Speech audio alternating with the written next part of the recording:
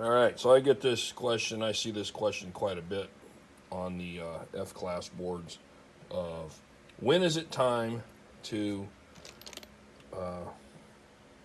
when is your brass done? At what point in time do you know that it's exceed its useful life and it's done? Well, the last match me and my daughter shot, we had that happen.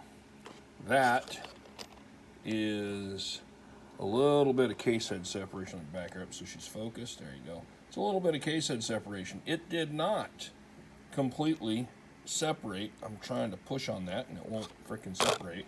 So, but there you can see there is a clear line, and the camera really can't pick it up too well, but I used the bore scope in there, and there's a clear parting line on the inside of this thing. It severed, and then for some reason or another came back together again.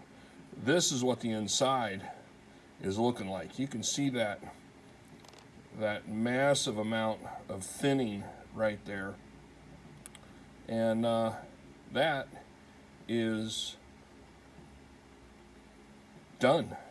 This brass is been fired too many times. It's stretched out. It's done. And guess what? The primer pockets, Peterson brass, the primer pockets just started.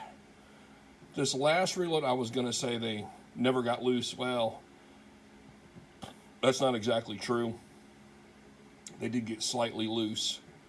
They loosened up to what normal brass would be loosened up to.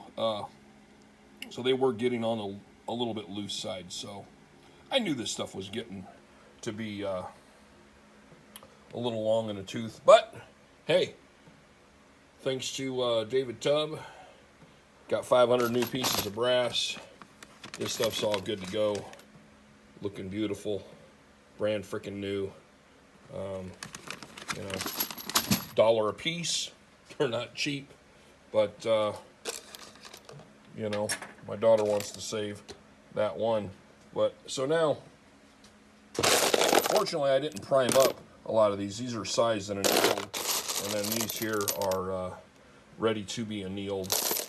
But they're all, I don't trust them. They're all junk. At some point in time, one of these things is going to, case head separate. It's going to leave a broken shell in a rifle. And that's going to ruin our day. And I'm going to have to take the rifle home and use Cerosafe to extract a broken shell, and I'm not going to do that. So this is how we solve that problem right there.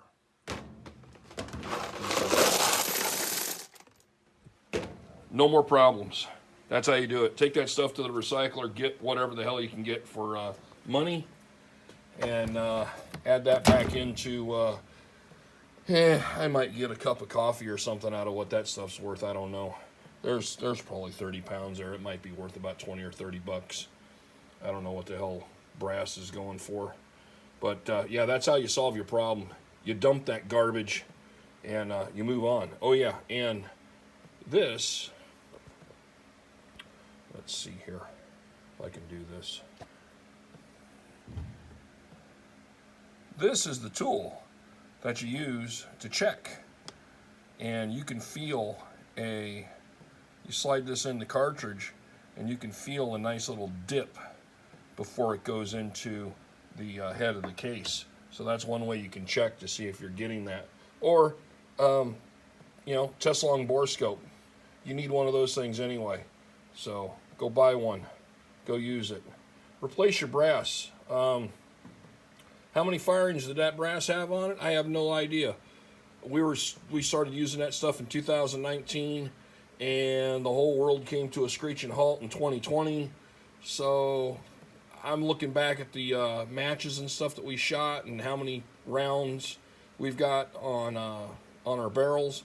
I'm going to say there's probably about 10 to 12 firings on those pieces of brass. So they didn't last as long as I wanted them to, but you know, this is what fun costs. Fun costs money. How much do you want to have? So, all right, have fun, guys.